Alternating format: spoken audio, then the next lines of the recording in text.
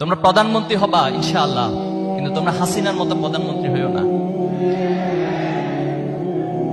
যিনি তার দেশের মানুষকে বলছে, এখন অডিও রেকর্ড গুলো সব আসছে, যা ইচ্ছে হত্যা করো বলছে, যত মারা প্রয়োজন তত মেরে ফেলো, এরপর আমার ক্ষমতা টিকিয়ে রাখতে হবে। তোমরা এমন প্রধানমন্ত্রী হইও না। তোমরা বর্তমান সময়ে আনোয়ার ইব্রাহিম মালয়েশিয়াকে নেতৃত্ব দিচ্ছে, এরদোয়ান তুরস্ককে নেতৃত্ব দিচ্ছে।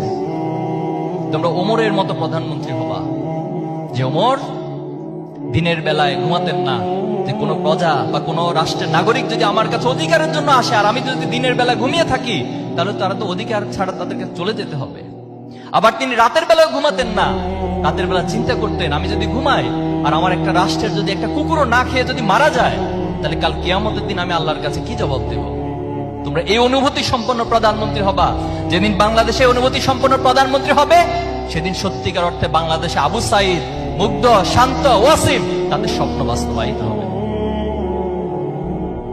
আমরা আজকে তোমাদেরকে এই মেসেজগুলো দিতে চাই।